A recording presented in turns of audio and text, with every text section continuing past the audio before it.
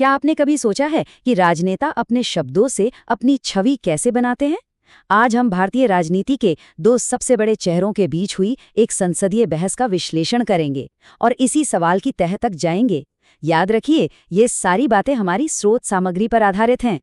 तो चलिए देखते हैं कि आज हम क्या-क्या कवर करने वाले हैं। सबसे पहले हम एक अहम राजनीतिक बहस की स्टेज सेट करेंगे। फिर उसमें इस्तेमाल हुई बयानबाजी की तकनीकों को समझेंगे। इसके बाद हम एक सार्वजनिक व्यक्तित्व को डीकंस्ट्रक्ट करेंगे और आखिर में स्रोत में बताए गए काउंटर नैरेटिव पर बात करेंगे। तो ये सब शुरू कहाँ से होता है? ये शुरू होता है संसद के एक बहुत ही हाई स्टेक सेशन से, जहां राहुल गांधी और प्रधानमंत्री नरेंद्र मोदी के भाषण हुए थे। सबसे पहली बात जो हमारा सोर्स पॉइंट आउट करता है वो है भाषणों की लंबाई में एक बड़ा फर्क। ये एक तरह से दोनों के अप्रोच और कंटेंट में एक बुनियादी अंतर की तरफ इशारा करता है, जिसे हम आगे और समझेंगे। चलिए अब थोड़ा और गहराई में उतरते हैं और देखते हैं कि असल तर्क क्या थे और सोर्स के मुताबिक इस बहस में कौन सी बयानबाजी की तकनीकें इस्तेमाल की गईं। तो सोर्स का पूरा एनालिसिस एक खास फ्रेज के इर्द गिर्द घूमता है जो राहुल गांधी ने इस्तेमाल किया, जुमला स्ट्राइक। इसी फ्रेज के जरिए उन्होंने अपना पूरा तर्क उन वादों की लिस्ट पर बनाया जो उनके मुताबिक पूरे नहीं हुए थे। और यहीं पर आकर ये पूरा मामला काफी दिलचस्प हो जाता है। सोर्स इस बात पर जोर देता है कि जो सवाल पूछा गया और जो जवाब दिया गया, उनके बीच कोई सीधा कनेक्शन नहीं था।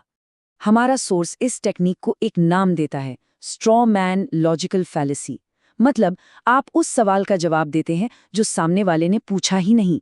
आप एक नया कमजोर तर्क बनाते हैं और फिर उसे हरा देते हैं ताकि लगे कि आप जीत गए हैं। और इस कॉन्सेप्ट को और अच्छे से समझने के लिए सोर्स से एक और एग्जाम्पल देखते हैं जो रोजगार के आंकड़ों से जुड़ा है।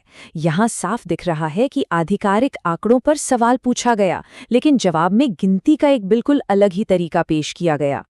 तो पॉइंट ये है, जैसा कि सोर्स बताता है, कि गिनती के इस नए तरीके से रोजगार का जो आंकड़ा सामने आता है वो बिल्कुल ही अलग और कहीं ज्यादा बड़ा है। ठीक है, तो उस एक बहस से आगे बढ़कर अब हमारा सोर्स प्रधानमंत्री मोदी की पब्लिक इमेज को डीकंस्ट्रक्ट करता है, यानी उसकी परतें खोलता है। सोर्स के मुताबिक इस पूरी इमेज को 3 मेन कहानियों या नैरेटिव्स में बांटा जा सकता है जो बार बार जनता के सामने रखी जाती हैं।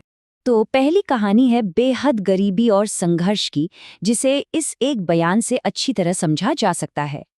लेकिन फिर सोर्स इसी नैरेटिव के सामने कुछ काउंटर पॉइंट्स भी रखता है जो गरीबी के लेवल और उनके बचपन के काम की असलियत पर सवाल उठाते हैं। अच्छा, दूसरी जो बड़ी कहानी है वो है पर्सनल सैक्रिफाइस की, खासतौर पर देश के लिए अपने परिवार को छोड़ देने की। और यहाँ भी हमारा सोर्स इस दावे की तुलना हाई प्रोफाइल सोशल इवेंट्स में मौजूदगी से करता है, जबकि सोर्स के अनुसार उनका अपना परिवार इन सबसे दूर रखा जाता है। और तीसरा और आखिरी नैरेटिव है फकीर वाली इमेज का, मतलब एक ऐसा इंसान जिसे दुनियादारी की चीजों से कोई लेना देना नहीं है। तो ये स्लाइड दिखाती है कि सोर्स कैसे फकीर की इमेज को उन खबरों के साथ रखता है जिनमें महंगी चीजों, बार बार बदले जाने वाले कपड़ों और शुरुआती विदेशी दौरों का जिक्र है। तो इन नैरेटिव्स को डीकंस्ट्रक्ट करने के बाद सोर्स ये दिखाता है कि राहुल गांधी का काउंटर नैरेटिव क्या उभर कर आ रहा है। सोर्स इस काउंटर नैरेटिव को बहुत ही सिंपल तरीके से समझाता है, वेल्थ को सबसे अमीर लोगों से लेकर गरीबों की तरफ लाना। और ये वादा इस एक लाइन में साफ हो जाता है जो सोर्स से ली गई है। ये पूरा एनालिसिस किसी फाइनल जवाब पर नहीं बल्कि एक चैलेंज पर आके खत्म होता है। एक ऐसा चैलेंज जिसके बारे में सोर्स का दावा है कि वो जनता के लिए चीजें साफ कर सकता है। तो सोर्स के मुताबिक हुआ ये कि पहले सुप्रीम कोर्ट के कुछ पूर्व जजों ने दोनों नेताओं को एक पब्लिक डिबेट के लिए इनवाइट किया। दूसरा, राहुल गांधी ने ये इनविटेशन एक्सेप्ट कर लिया।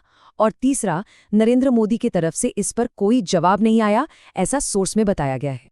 तो जिस आखिरी बात पर हमारा सोर्स ध्यान खींचता है वो ये है कि इस चैलेंज पर जो भी रिएक्शन आया या जो खामोशी रही वो अपने आप में ही एक जवाब है। और बस यहीं पर आकर हम आज के फाइनल थॉट पर पहुंचते हैं। सोर्स इस अनसुलझी चुनौती को एक ऐसे बड़े सवाल की तरह पेश करता है जो पूरे पॉलिटिकल लैंडस्केप पर बना हुआ है।